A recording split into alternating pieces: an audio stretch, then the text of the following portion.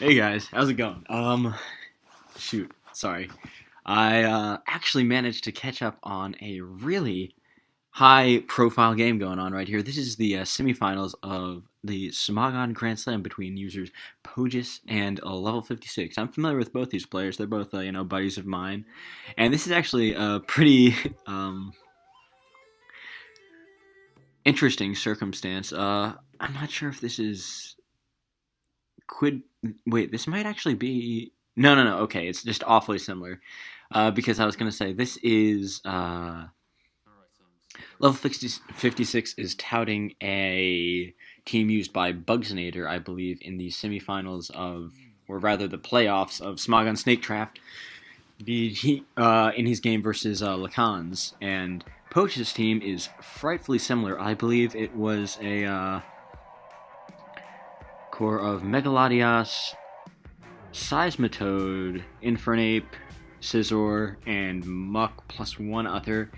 But the similarities between this are staggering, and I believe this is the first time I'm actually adding the chat box into this, just kind of, messing around with the different dimensions. I figure occasionally it does help to see, hey, these people's timers are going down, they're really thinking about their plays, this, that, and the other. And, we get to avoid lots of the smog tours chat fucking cancer, so there's something in that. So I'm not entirely sure if Poach's team is just incidentally similar, or it is, some kind of... Ooh. Okay, so we're going to see the pursuit here. We are. Nice play from Pohjis. Okay, so he has ensured that he can get his Stealth Rock up. So, if it is some kind of like a runoff or just a similar build influenced from that. And traditionally, I'd say that Bugsnator's team, the one that level 6 is using right now, is interesting to be certain. I think that there's some really interesting choices to it. For instance, the Xatu being a reasonably effective counterplay to what I consider to be a fucking menace to the traditional run of stall teams that we've been seeing out of the UU Player Days right now, which is the SD Toxic Gliscor, which, of course, smashes both the traditional, Quagsire type orchestrations of checking it, and still maintains a lot of presence versus balance because it can, even without, SDing up, it can approach balances with that similar, toxic stall mentality. I don't rightly recall if the Altaria was Dragon Dance. I believe that it did show return in the game with Bugsnator, so perhaps that was the incorporation of a win condition. So it's certainly an interesting team. There's, a lot more activity from it as an offense, but I think that, that creates a... First of all, that's interesting because that indicates both an extremely fast Gliscor, or rather a very slow Altaria, almost no investment in speed, because that would require the Gliscor itself to be outspeeding, I think it's like 285 or so, something like that, and for the Altaria to run 0 speed, or, at the very least, Altaria to be under, is it 212? Yes, 212 would be under an absolute max speed Jolly Gliscor, but seeing a Jolly Stealth Rock and Gliscor in and of itself is very odd. So that's something to speak on there, but we are seeing that. And the issue that I think arises from adding this kind of activity to the stall while still fitting within a stall backbone, rather, how do I want to put this? It is adding activity to a stall team in a way that I think is largely encouraged because this tier is, teeming with threatening Pokemon, but it does it in such a way that it doesn't feel conducive to defensive play. And to that end, like, there isn't a pursuiter, a speedy pursuiter, like, the old school Scarftar, or, in this case, there was Weaviles at the end of, like, either a Volturn Chain or a stall prep to try to, isolate these kind of components and take them out. But in trying to incorporate boosters into this, it feels like it doesn't achieve what most defensive teams strive for. Rather, it's trying to, expedite a balance game, which, obviously, decent choice, given Poach is very much a balance leaning player on these tiers that, necessarily he isn't maining. He'll try to, take that safe approach, and that's generally the case for most players. They'll, play it safe.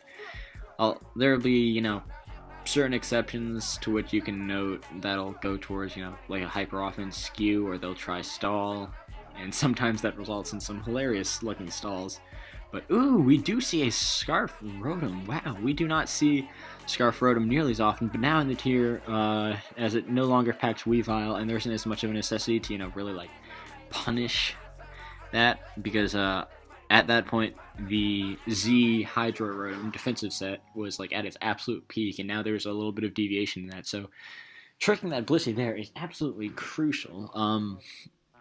Obviously, not the whole of his team, almost none of it, in fact, is directly threatened by it, but its ability to, isolate itself to certain particular targets and just sort of sit on them has been dangerous in the past. So, that's definitely good for him there. Now, a real noteworthy turn during the Bugsinator Lacan's game, the one that somewhat imitates this one, was the Megalodios surprising him with an HP Fire, catching his Scizor. And I'm not sure if, obviously I don't think that, I think that level 56 being the, knowledgeable, he does his schoolwork on this kind of shit player that he is, I don't think he's going to fall for that. So I'm not sure exactly how this game's going to pan, because honestly, in the Lacan's game, it didn't really show a proficiency at breaking this particular stall. Required what I would consider to be a couple significant misplays on the part of his opponent, Bugsinator, who ended up, for better or worse, sacking both Quagsire and Scizor at somewhat inopportune moments.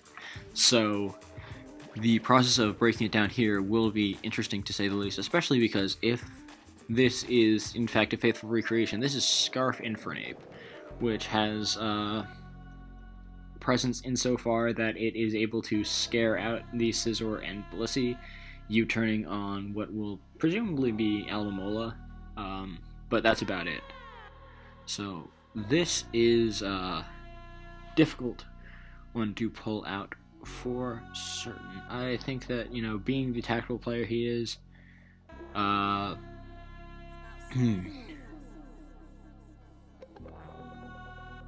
level 56 won't make any kind of, outlandish roost scouting play here. I think that, outside of the possibility of a Scarf set, this Infernape is none too threatening. Alomola will typically sit in on almost any Infernape sans SD, which it obviously can tank a hit from and put the status on, or chunk for a major amount with Scald, but probably won't stay in for that, or it'll wall the mix set. Only set is really problematic right now is Nasty Plot, because Blissey obviously is pretty threatening. Okay, so we do see, I was not expecting the Altaria, honestly.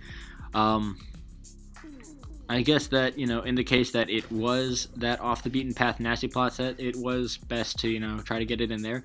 And the fact that he didn't U-turn there would indicate either that he is trying to, A, smartly conceal information on the Infernape set and, not try to, allow himself to play up that bluff that it is a boosting set, or he is in fact that set. I'm not sure at this stage, because, of course, it's very similar to the Cons team, but the slight deviation might suggest that it could be going either which way with it.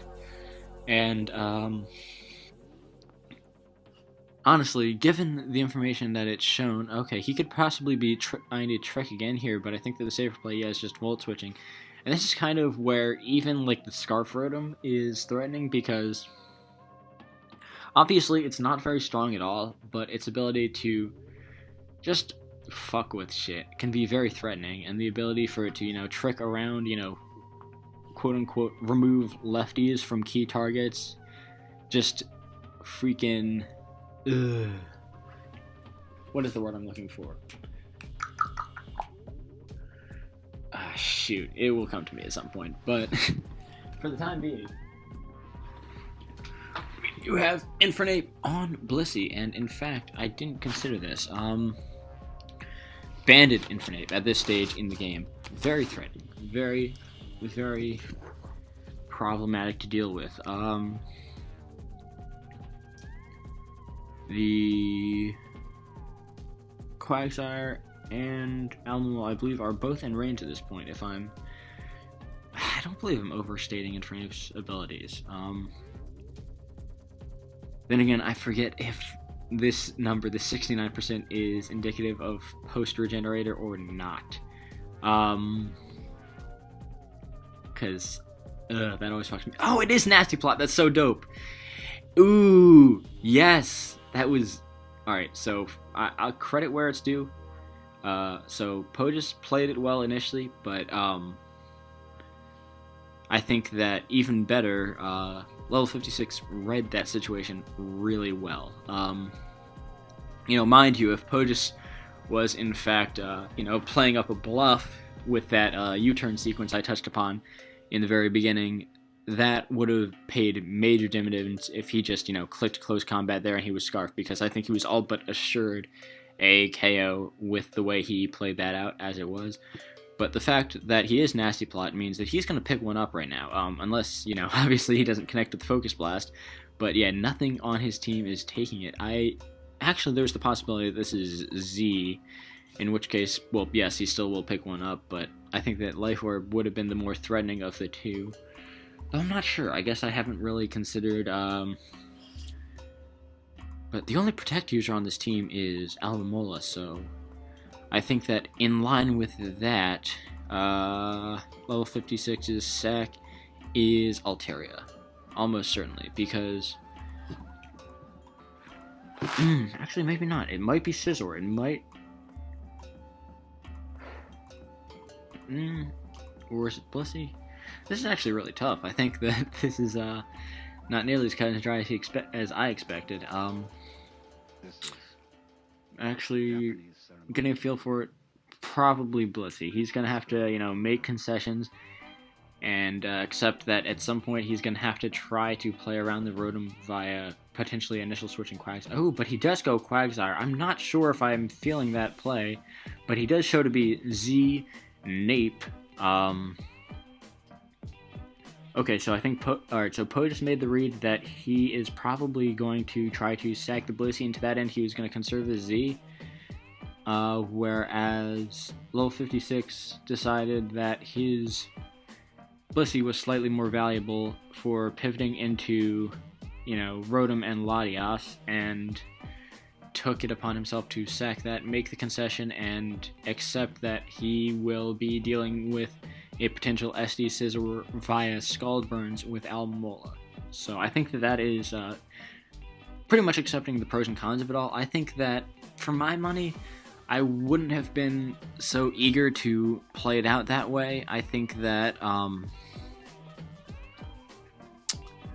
Blissey is probably the most expendable, again, because Quagsire is just so... I considered it expendable at first, but then I feel it's so nice for just being able to neutralize that. Okay, so he is Z-Fight. That is a favorite of fellow Europe team member Pearl, and actually I thought that Alomomola was important, if only for... well, not only protecting on this Nape and stalling out the Toxic, and why I was thinking it was one of the most valuable members to conserve, but also because it sits on basically everything, and should he concede Quagsire, which is possible, he might be looking to just try to solo between like Mola, Scizor in the end game. But with this, level 56 does have to sack another Pokemon, and I feel like it is going to be the Blissey. I mean, yeah, absolutely the Blissey. So, does he connect with Focus Blast? He does. Dang, alright, pohjis is in it right now with those connections. And that Infernape put in a ton of work. Very impressive display, and I guess that shows that, while playing up that known team angle kind of can be indicative of, maybe some substandard building, something like that. It can, it is cause for, debate. It sparks something amongst the players where it's just like, oh, isn't this just X's team? The ability to deviate within that formula and surprise the players like that is something that I think really goes underappreciated in teams, in, games like this. A player that I think really plays that up a lot is Alexander, who is very highly renowned for pretty much just pulling teams off the arm key forums and generally tweaking them to his liking. And I think that, within that deviation, he has fleshed out a really successful niche for himself. Alright, but, I digress. I think that we're, back in this game. So, I'm not sure, actually, yeah, given what we've seen so far, I'm not sure what, exactly everyone knows. Did, Altaria take damage thus far? Because it is possible that, given, I mean, it shouldn't be banded, though, really.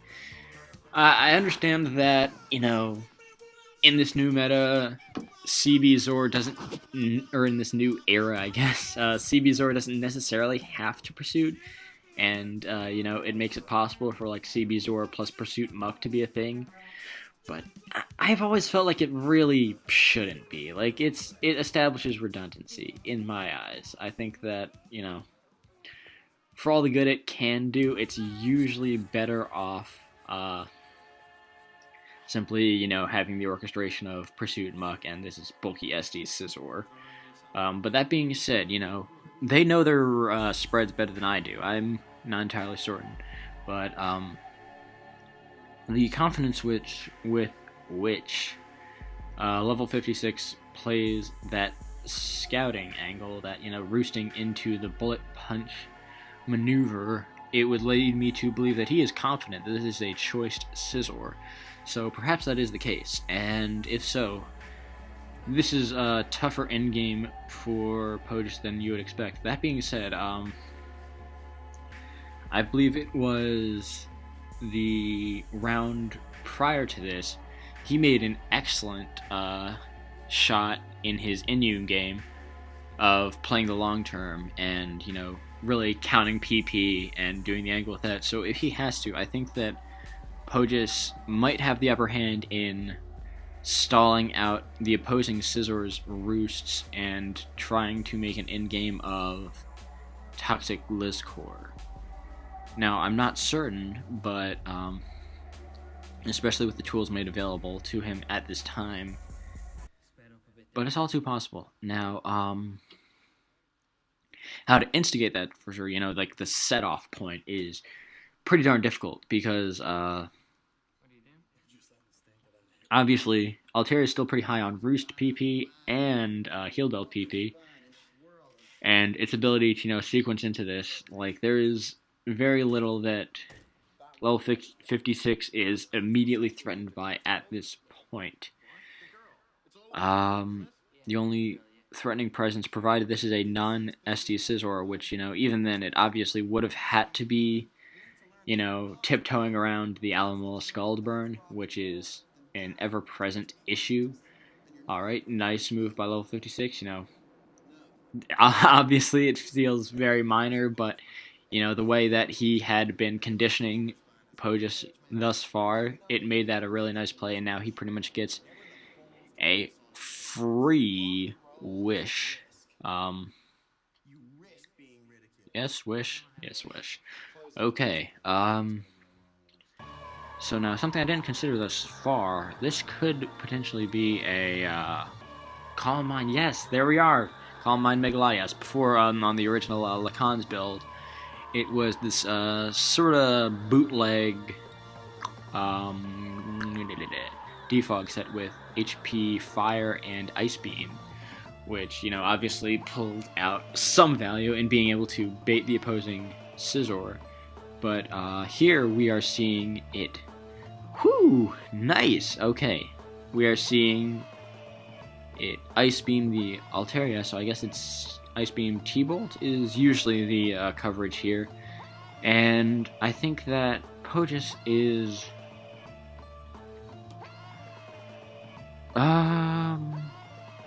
Oh, nice. He did go for it. Jeez, I would have, I think, roosted there on the notion that... Well, actually, given how little he took that, I don't think that the Gliscor could have even, like, realistically picked it off. So actually, that is a sharp play on his end. And at this point, that sequence of Gliscor just sitting on the remainder of the team, I think, plays out. This is, obviously the Scizor has leftovers, so I think that it is a lot more capable of sitting in on this, but for all intents and purposes, you know, that Latios did its job and then some. I think that, you know, it will be able to, from this point, make a case simply trying to, you know, batter into them with a couple T-bolts once it finds a free turn on Mola, but I think that this Gliscor has a definite shot at, you know, just whittling away. Bearing that in mind, actually, maybe not. I didn't realize how low the EQs are. So, shoot. This is tough. Okay. Alright. Looking at this again, I think that this might be... Well, it depends on if this is Pohjis' own Scizor is slow or not. And I know that most people tend to favor a faster Zor, but I think that there have been situations such as this wherein even like the 30 speed IV's tech is useful. And if that's what it is, I think that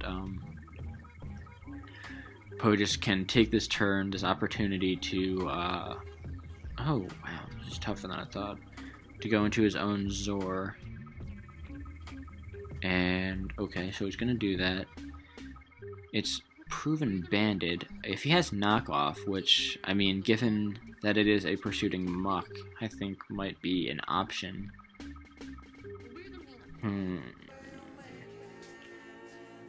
Or, of course, if it's, you know,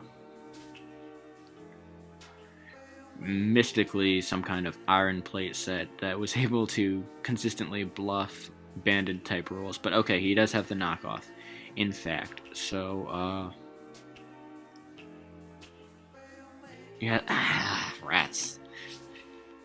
You know, here I was thinking, I guess I really didn't pay attention to the early game as closely as I should have. I had expected the Scizor to be a little bit lower on roost at this point. But alas,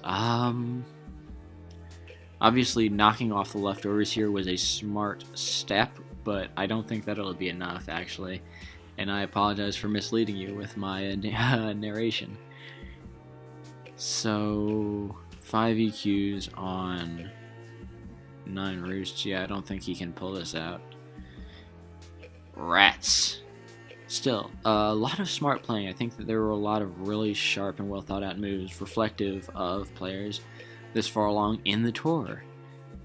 And, you know, that's dope because I respect both of them. I think that they're both, like, really solid. They've really been, you know, I mean, level 56 on the whole has been going at it in pretty much every tier for the longest time. And, you know, while I occasionally have qualms with some of the teams he uses, he's absolutely a smart and tenured player, deserving of his, you know, high praise.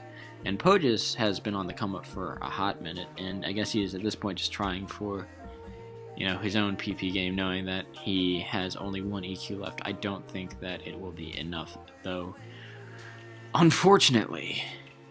So, I might just end up speeding this process along. Fairly confident that Pohjis has this game lost regrettably. So we will see you in the next one. Thanks for, you know, bearing with that slightly off delivery.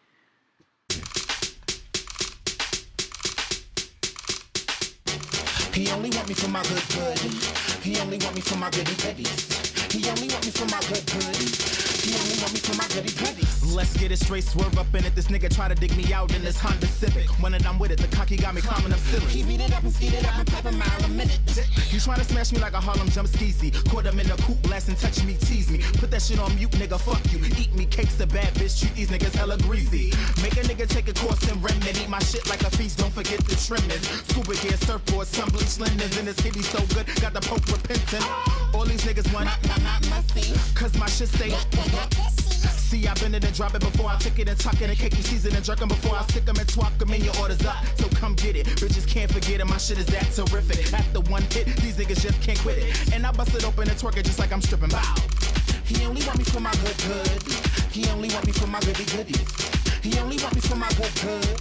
He only want me for my goody goodies. Keep a bitch the same color as the front tube. She's so sick, lay the pussy on your front tube. Stop at 5 before we hit you with the 1-2. Schooling y'all of all the shit that I can't do. And when we kick it, we ain't talking about the kung fu. I'm dumb young, but still grown enough to send you.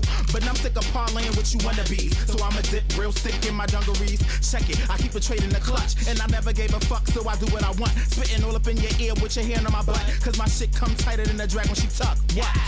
But what you really trying to do? See you at the bar looking cute with your crew. In my DMs trying to rendezvous. Trying to see what you heard about cakes is true. What? He only want me for my good good. He only want me for my goody goodies. He only want me for my good good. He only want me for my goody goodies. That's the power of my good good. That's the power of my goody goodies. That's the power of my good good. That's the power of my goody goodies. That's the power of my good good. That's the power of my goody goodies. That's the power of my good good. That's the power of my goody goodies. No time for wasting. If cakes come through, I'm straight riding faces. Baby, lose the top and them tie them laces. Remove the jock strap before I lose my patience. Hit me on grinder so I know where to find ya. Pull up in your crib in your new Pathfinder. Smelling like sex with a twist of the ganja. Thing in your lap looking like it's a problem. Dripping sweat, I'ma need a fucking bucket. Soaking wet, biting pillows, pulling covers. Don't beg cause you can have it if you want it. Don't be greedy, I got seconds in the oven. You think you ready for this good good? Think you ready for these goody goodies? Think you ready for this good good? Think you ready for these goody goodies? I think you ready for these good good? Think you ready for these goody goodies? Think you ready for this good good? Think you ready for these goody goodies?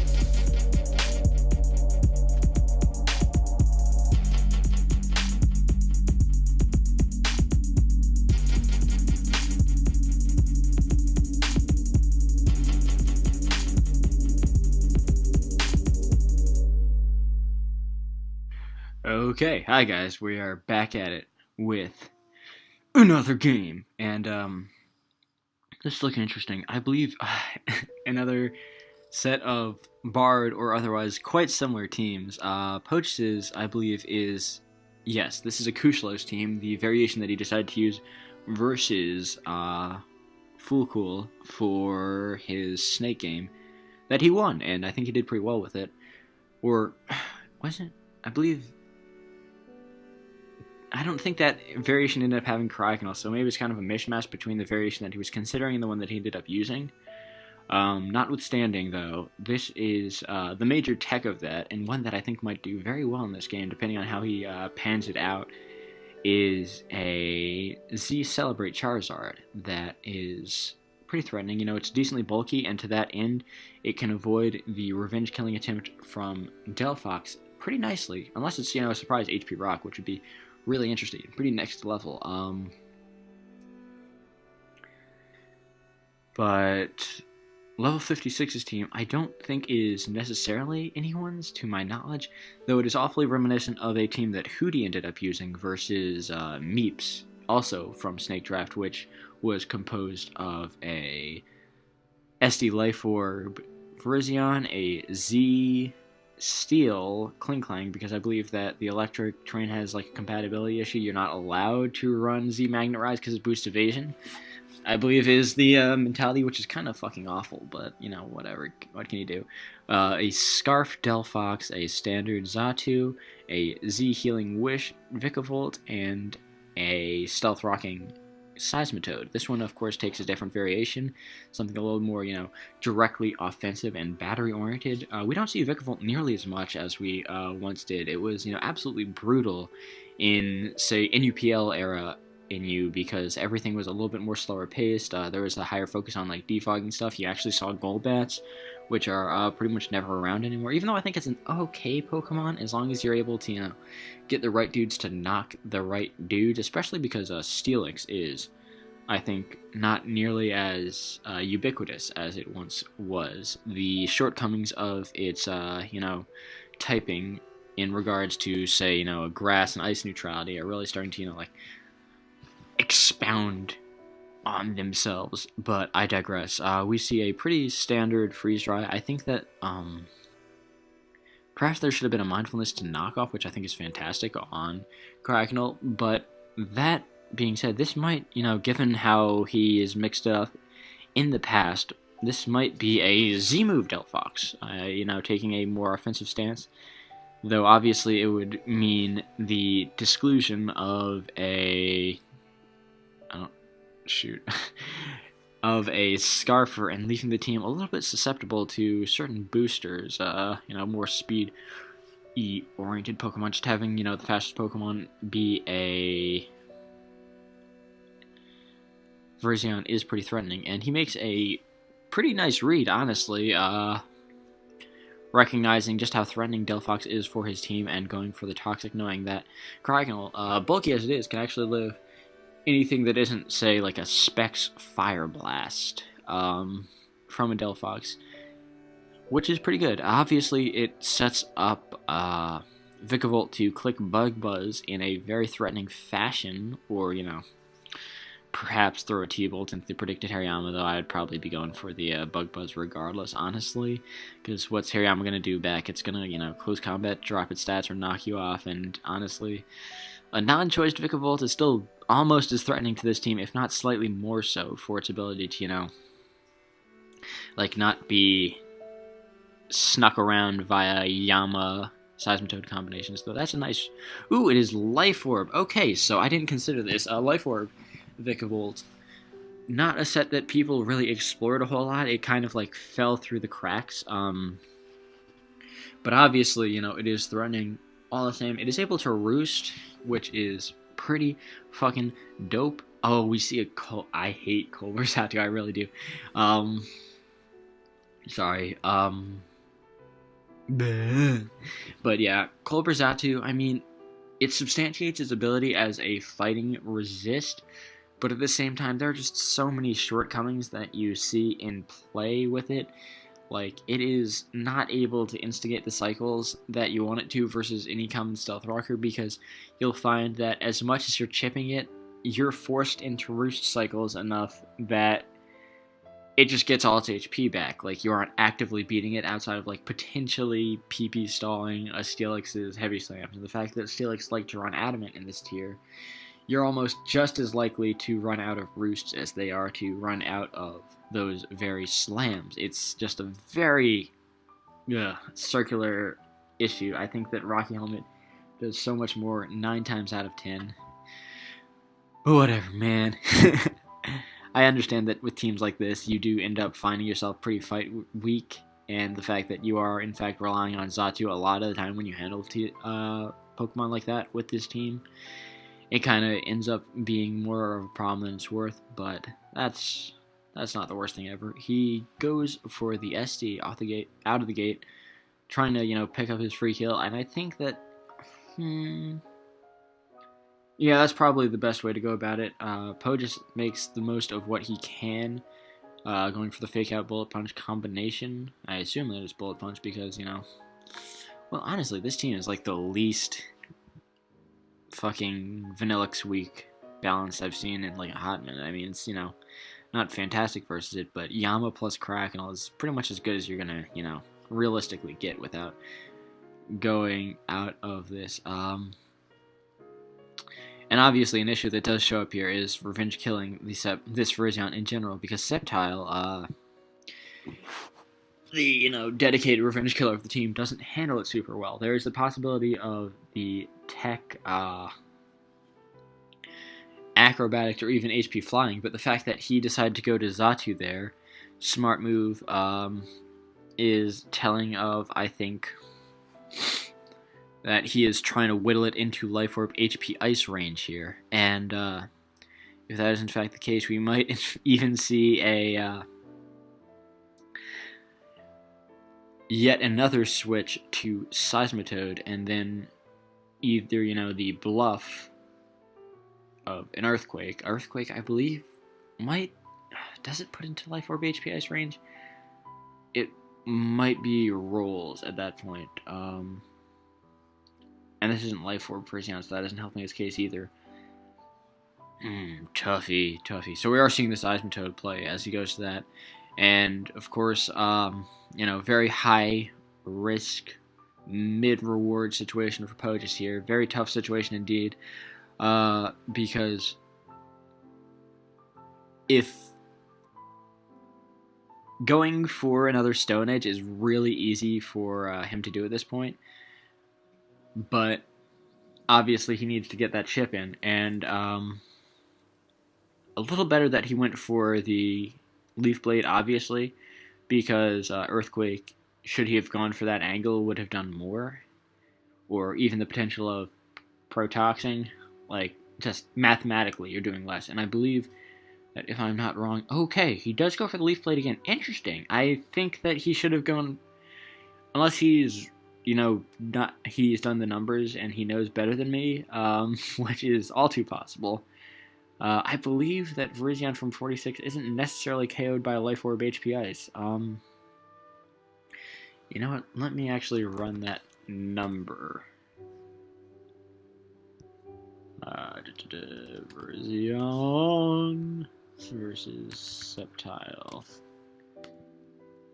Okay, yeah, HP Ice does, whoops, there we go, 42 to 50, so I guess, is alright, but I think that, being able to allot yourself that much, and also, being at 46 means that you're likely to live the Fake Out plus Bullet Punch combination from Hariyama, so I think that I would have gone for the Stone Edge there, rather than, trying to play anything up. But I digress. This is, of course, forcing his hand there. Really, he can't not go for the coverage to take it out here, and that lends itself to the free, what we imagine at this point to be Scarf Delphox switch. And, all things considered, probably,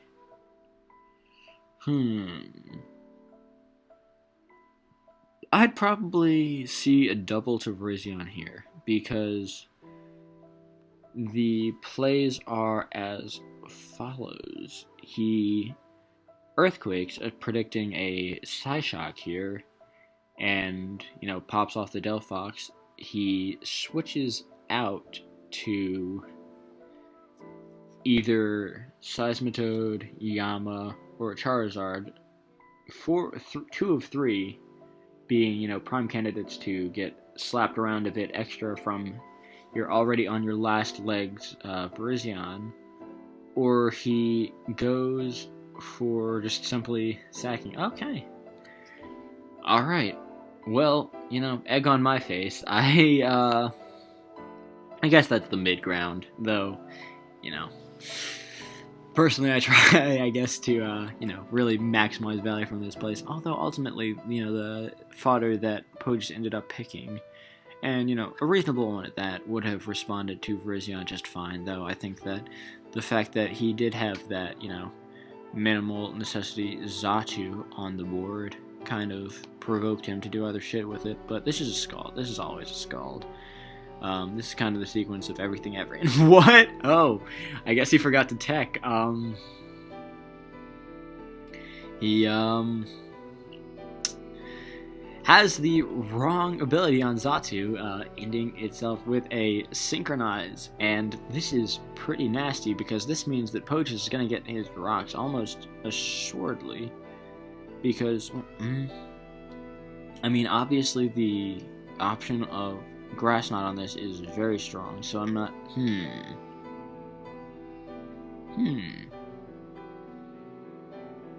I'm not sure whether or not he would want to either, because the way I'm reading the situation right now, he is going to be either getting Grass Knotted, at which point he knows that Charizard is a pretty free Z celebrate there, without the risk of toxic or anything to that effect, and he just wants to commit to that sequence there, or he's, not getting grass knotted and he just gets his rocks for free. But, yeah, that is a bummer because that really shifts how the game is going to be played out, and that kind of stinks. Still, I think that if this is the way that the game's going to play out, he's probably going to be sacking Crocodile here. Yepper. Because, the option that it's potentially like Z-Fight or anything like that, if this is Hasty Sceptile, which is, a reasonable option for all intents and purposes, the Earthquake is nice here. It could just drop to the close combat or die to the all-out pummeling. But,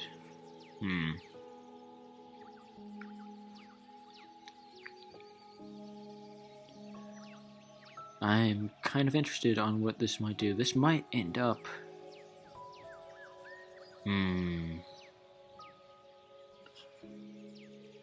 See, the way I think this game is going to end up happening is we're going to see a Druddigon staring down a +1 Charizard that found itself boosting up on the Delphox and then trying to both avoid a flinch and potentially, either detail if he has it, which is reasonable to assume for, or,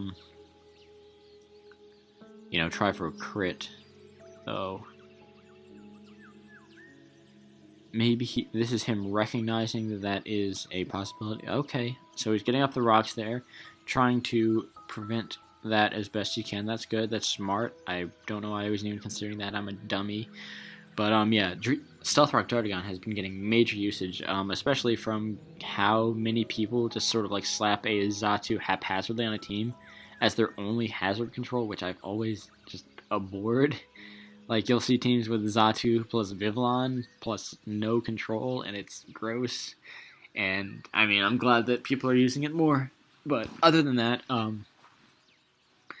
Druddigon's also kind of fantastic for just, throwing a wedge in the Fire, Water, Grass teams. They kind of just, stomach a hit and smack something around in turn. But, Alright, so I guess that... Okay, so I'm seeing where he's coming from. Level 56 right now is looking to, with this sequence, offensively prevent Charizard from getting the free turns and try to beat Sceptile either through Focus Blast Miss in the case of Klinklang, though I don't think that a lot of people are running Focus Blast right now. I think it's still certainly good, but there's a possibility that this is Leaf Storm, Giga Drain, HP Ice, Earthquake, something more, or pre-Sceptile ban, obviously, inclined. Between that and, Vikavolt just eating something assuredly. Alright, and does Pohjis... Alright, so I think what Pohjis is looking for with this, he's trying to set up... Well, he can't set up a double down, so I'm not sure what that Toxic accomplished for him. Oh yeah, no, what? I'm acting like the Delphox doesn't have to attack. Gracious. I'm sorry, guys. Sometimes I just kind of really go out of it. So, alright, so he was trying to get the double down in order to prevent Vikavolt from recovering on it. Well, actually, Vikavolt recovering on it arguably might be better. Or, the Klinklang trying to just, boost up and clean from there. And he is going to go hard Klinklang here. Okay, so I think now is the time, if any, that we're going to see. Nope. No Focus Blast. So it is as I anticipated. The non-Focus Blast set, so that is probably going to be, Leaf Storm, Giga Drain in the final slot. So probably the Koosh Tech here, and we do see the... Oh wait, that's possible? Man, Hootie lied to me. I thought that there was some kind of fucking issue with evasion and whatnot that ruined that from being an option. Man, The NUTL sucks, but yeah, that was, I think, a smartly played game. That was really interesting, and I think that, level 56 adjusting his game plan in accordance to that minor, misprep was pretty crazy. All right, so I will move on to the next game. Okay, hi, we're back in it, and I should have clarified the calc that I ran with Virizion versus Subtile was indicative of specs damage, which would mean that I believe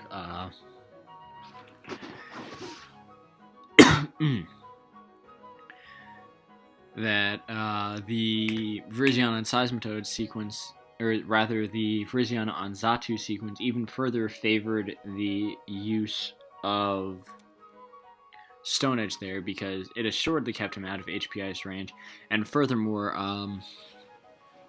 I'm being told by pohjis, and I'm led to believe this, well, not directly, but, more so to chats in general, that Earthquake, in fact, killed Virizion from that range, which I didn't even consider. So making that hard switch and in the subsequent HP Ice somewhat of a misplay on both ends. So that was what he was getting a little, concerned about.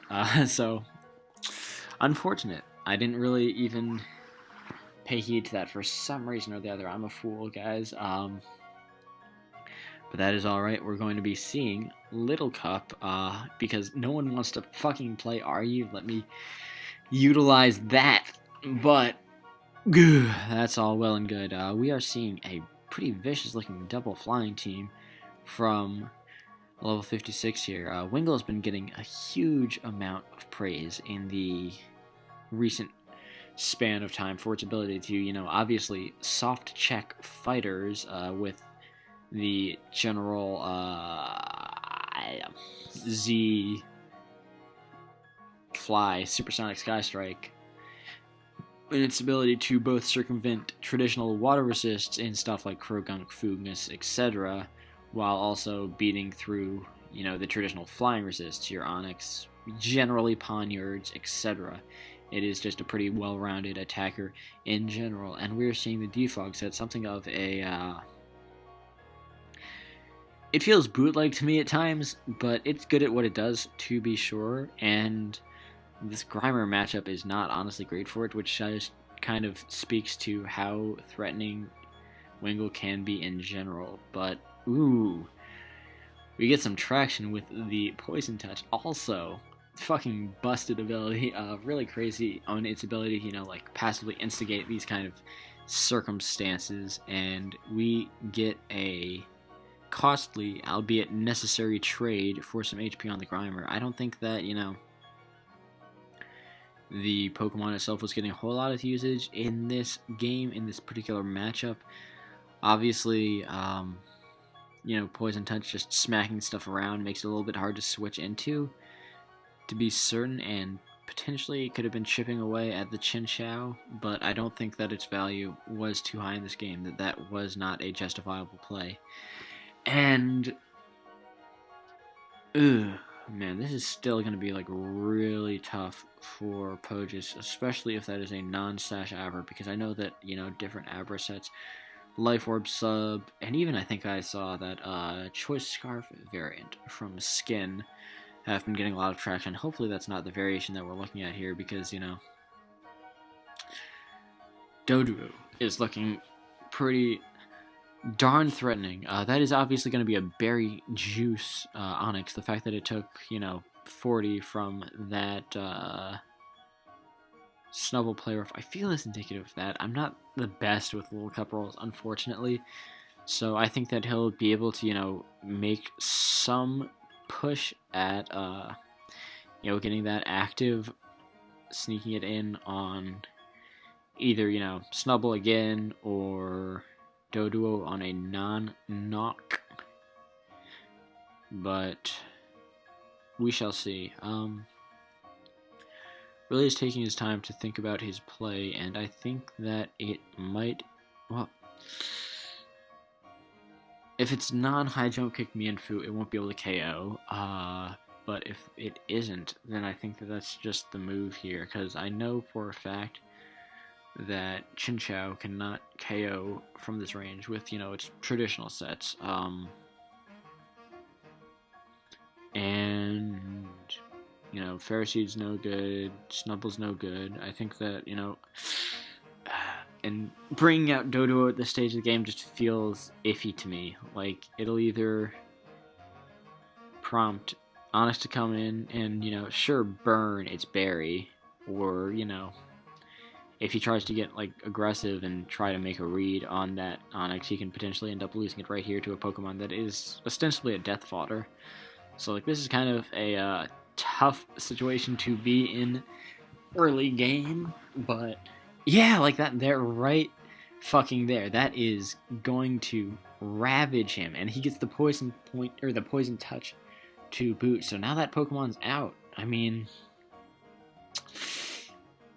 yeah, that's kind of why I was very iffy on that kind of early game sequence, because it's, you want to be able to ensure that that Onyx chip you garnered early is meaningful, but to do so, you have to put up so much, and it's just like, it's wonky. It's a tough one to go for, but I don't know. I don't feel like the risk was worth it. We see a strong Volt Switch. That is presumed a Scarf Chinchou, and probably a little bit more offensive of... Oh, no, Eviolite was knocked. Apologies. I came in here just a little bit late, unfortunately, and we're seeing a Subble. Yep. Alright, so recognize that wasn't that was mildly intentional, and I just wasn't sure if I pulled it off. But that Rock Blast miss is a little tough, for sure, but it would have been living all the same. But the fact that it preserves a sub whilst doing so is tough. Just a little bit, a little bit of a beat down on that. Sub Snubble is an interesting set because, obviously the Thief variant's been around for a minute, but they haven't really been exploiting it via sub, to my knowledge, for that long of a time. It's been a lot of, like Thunder Waves and, like market value, great value type heal bells, just, like, hey, cool, heal bell's nice, let's just slap it on a bitch. I think that sub is a really nifty tech in that it, really substantiates the, the utility of the Pokemon as a whole. It doesn't feel like just, like a clunker that's like, it's an okay AOA that steals back Evios and Value Juices, because it always gets knocked. Still tough.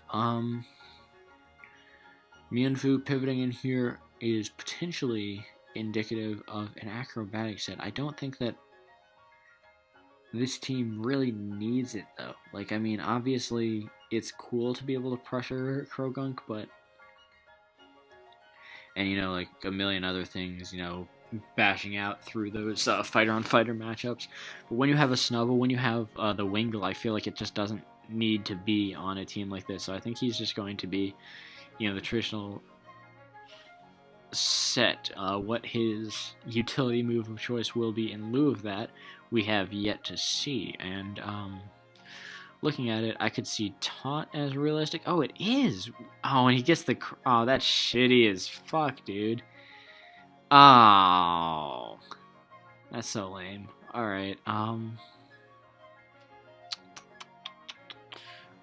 let's see. But at this point, I think that if he has Focus Blast, and a lot of them do nowadays, he can, freely toss it into whatever. He's gonna be wanting to keep the Snubble really bad. Honestly, he wants to keep a lot of stuff really bad, though, now that I think about it. So, okay, yeah, maybe that was... maybe I'm overthinking it, and that was definitely the better angle to go for. But the issue here is that it can't leave the Volt Switch, like, no matter what now. Tough Nox. So we're going to get this chipped upon, but I think that this is ultimately conceding a kill. He doesn't go for sub here. There's no reason to go for sub. Even if it is anything like that. Why would he go for that? I don't agree with that play. I think that maintaining that extra HP can potentially be crucial. Not necessarily for... I guess this is where my lack of calcs really comes into play, but I believe that would be able to take a one attack from Staryu, but I guess it really comes at the situation of what does he expect to get out of this sub. If it's in fact a roll for high jump kick to, you know, break anything, that might be fine-ish, but I'm not sure. I'm not sure about that one. I think that in most situations, he would just be, you know, play roughing into either the Mian Xiao Sack or the Staryu, the Eviolite Staryu that would take anything, so I'm not sure about that. But he does sack the Snubble here. It's really going to be committing to this in-game from Xin Chao at this point in the game, I think. But whether or not he can pull that off is tough to say because I'm thinking that Abra gets Trace. I'm stupid. Apologies. Though he might not, I don't think that they run Thunderbolt in this tier, which might really come into play. I think that Abra is able to live with a lot more HP than that, and this is all too possible to be an HP Fire variant of that very Abra. So if that's the case, then freaking Staryu comes in, he chips at it a little bit, and then a Life Orb Abra. Oh no, it won't. It won't. I'm stupid, because then he'll just, well, at least be presented the option to go Xin Chao, Volt back in, and pick it off. Man, guys, I am off my groove right now. Probably because LC is fucking insane, and you can get away with a team with no ground resists. But, Now, what I've actually seen in some application is... Yeah, I'm not sure what would be good here, because generally I've only seen Bullet Seeding, Berry Juice, retaining Ferroseeds, so I don't think that Staryu really carries anything for this. I haven't seen an HP 5 variant in a hot minute, and the fact that his team comp is what it is, I don't think that he really is hard-pressed to try to, you know, bait it.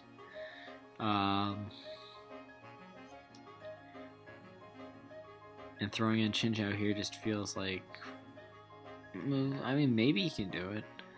I don't think that there would be any risk beyond... Well, actually, Sub-Zero Slammer. Sub-Zero Slammer might be a thing. I've seen a couple of teams with that bitch on it. Holy cow, it is HP Fire. That's crazy. And it's Evio? Does it take... Wait. Does it live? Does it... Oh, man, that would have fucking ended it for him. Okay, I think that, because if he lived that, he would have been in a way, way better position. But this is something of, this might in fact be viewed as a quote-unquote 50-50, as this is, you know, Eviolite Ferroseed. He might be prompted to recognize that, you know, he needs to get some extra chip in there for his Xin Chao to KO. Well, rather, he'll need his Xin Chao to attack twice, and he'll try to pivot into the Xin Chao here, Volt Switch, and sack his Ferroseed, then, you know, pop it off with a preceding attack, or expect the Psychic anticipating that, and just go for the attack to try to end the game here. So this is, I mean, this is a big turn. I can't say one way or the other what I would go for here. And ooh, he does it. All right, he takes that. I'm almost positive that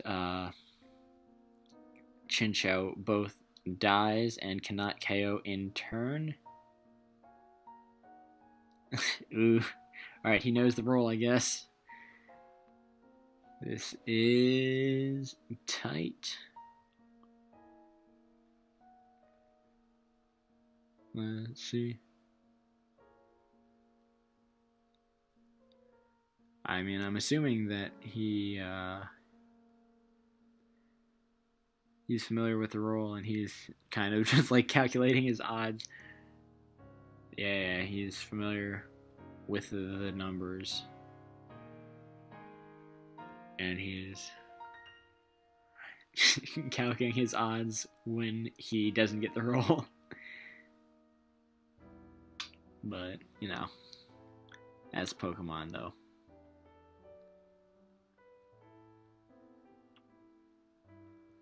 Ugh.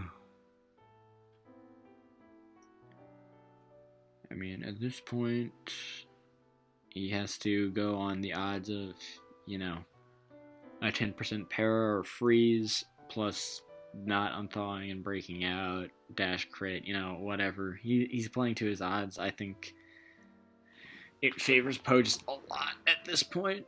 I'm not sure exactly what numbers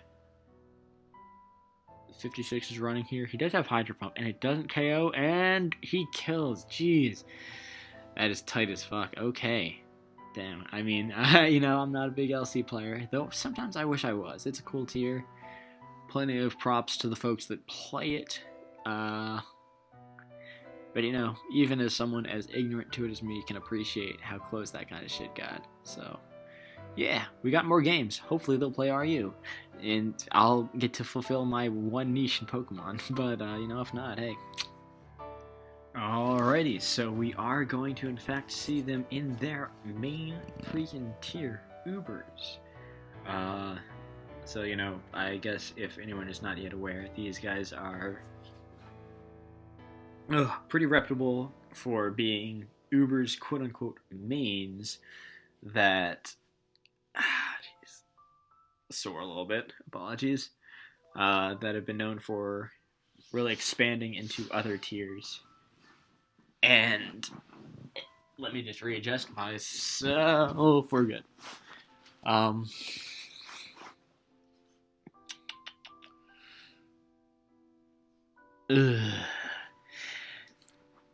Never gonna give me fucking RU.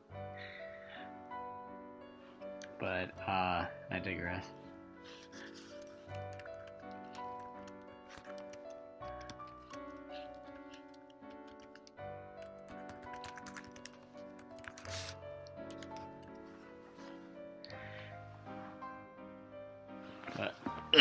Alright, well, notwithstanding, I will do my best to provide some quality content in this game. Tyranitar is a Pokemon that I've seen they're starting to pop up a lot more, just sort of playing off the value of Pursuit Trapping in the tier. Sand has been kind of like off the grid for a bit, but there are a lot of people that really aren't having super solid ground resists. Obviously, you know, there's like Arceus Ground or Zygarde, but those Pokemon are kind of susceptible to be overrun potentially. I imagine that Z Excadrill can sort of play up that quality nicely, though I haven't seen it executed in a super fantastic manner. And this might be one also worth noting. There have been quite a lot of... Ooh, that's nasty. Fuck. Alright, sorry. But there are quite a lot of Arceus Flying that I've seen popping up here and there. It's sort of like an anti-meta Calm Mind setter.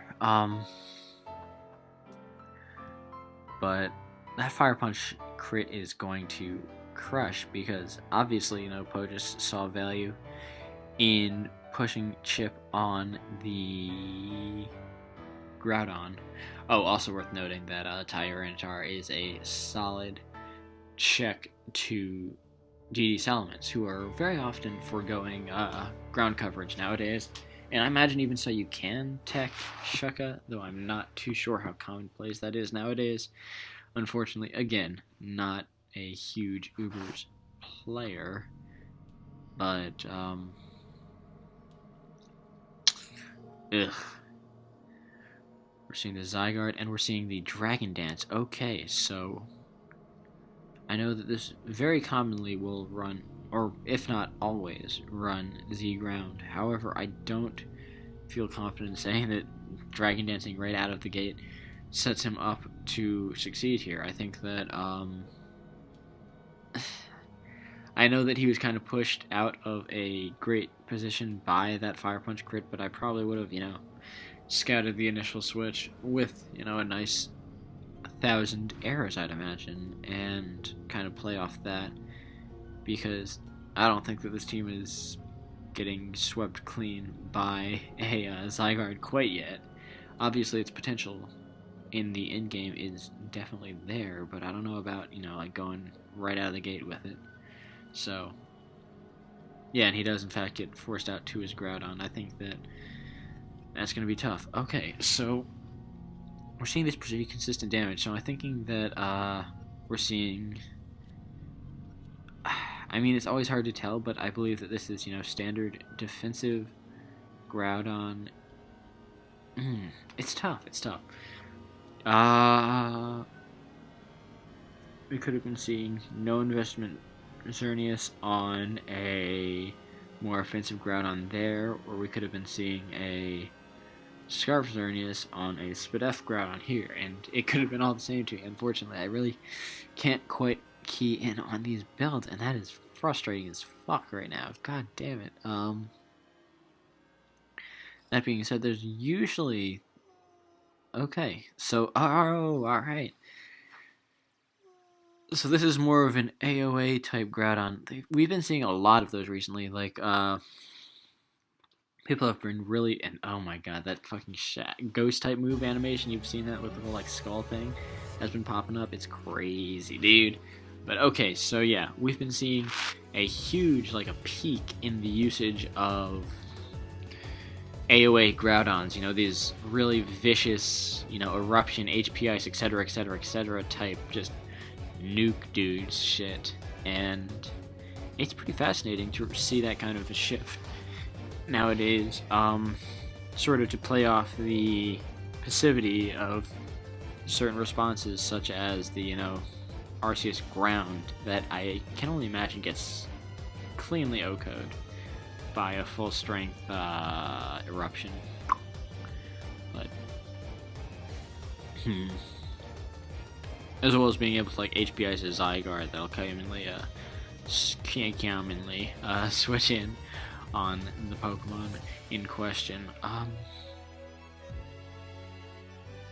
But perhaps this is a more offensive Zygarde as well. It's hard to tell. I think that with something like a Tyranitar in the back, there is potential for it to go out and just, be aggressive, kind of like flippantly be like, probably isn't that big a deal given what I've seen, I have the Toxic Tide T-Tar. I'm pretty set. But it is equally possible that, for instance, something like an opposing Groudon, a, more physically inclined one, was threatening to the point where he decided to just slap this on, as well as, being a general status absorber, quote-unquote, with Rest Talk. It's hard to make those kind of reads, and the fact that it shows leftovers is usually indicative of that. Most of the boosting Zygardes in this tier run Ground Z, just because obviously it is not an inherently strong Pokemon, even by OU standards, let alone, Ubers, where you really want to be able to pick up that initial kill on something like a Zern. So, end game. I think that there is potential in Pohjis always cleaning up with the Salamence, and that is interesting. Okay. Ooh, Arceus Poison. Also a Pokemon that I think has been popping up a lot more. Alright. Alright, sorry, distracted by something. I should really not leave the chat open, I'm a fool. Archer's Poison is interesting insofar that it does obviously strongly check the Xerneas, as well as being a Pokemon that switches in comfortably to Poison of all nature. Ooh! And we do see that it is the standard defensive Zygarde. And why does that happen with everything? Jesus Christ, what are they trying to do with those? I guess it's just like a Halloween thing, hopefully, because that's, I don't know, I feel like that's like lawsuit bait. Giratina is a Pokemon I'm not entirely sure what to make of nowadays, unfortunately. God damn. Usually I've kept up with Ubers, at least to a slight extent, enough to be able to follow the trends of it, but at some point or other it's kind of just like got the best of me, unfortunately, and I'm not sure if this is likely to drop a Draco, as it were, or simply throw out a status, as it was oft to do in the past. And it's really interesting to me that he keeps making that double. I'm not sure what he's looking to target. Is it shooting to try to get the T-Tar here? I'm not entirely sure. Ooh, and an Arceus Ghost. Okay, so I am actually pretty confident that this is going to be the SD set, but to what end, I don't know. Okay, sub. Dangerous, because Flamethrower is not breaking that shit. So this actually might be game, unfortunately. Oh my, what? Oh wait, yeah, because I got the special track, special drop. Yeah, that is looking like a snack wrap, as it were. Fam Squad, I can't think of anything that he can actually do to really prevent this. I mean, he's going to go for the Z Ghost move at... Oh, well, I mean, I guess he can even go for the boost again, honestly, with little to no risk. He doesn't need... He only needs enough HP to, make this sub and keep it up. And does he even need to keep it up? Yeah, this is tough. Okay, I think that's game. Almost positive, in fact.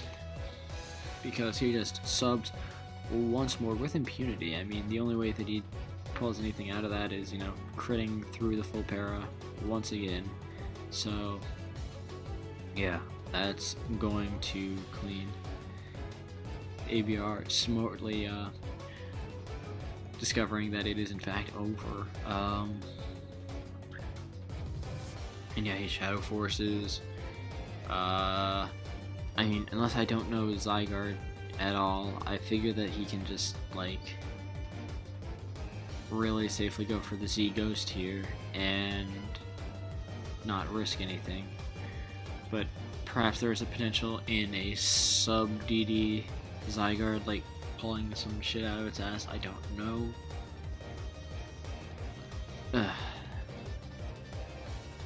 But I believe that he just, throws the Z-Ghost here at no risk. No? Okay. Well, that is all well and good. So, bit of a shame, especially because they don't fucking play RU. It's a curse, man. I mean, I recognize that it's not a favorable tier by a lot of players, and Jesus Christ, they should not have that as a thing. But yeah. Well played to both players. Congrats to level 56. He is going into the finals, and they have to just keep using that animation. Jesus Christ, that is fucking whack. Alright, whatever, man. Fuck it.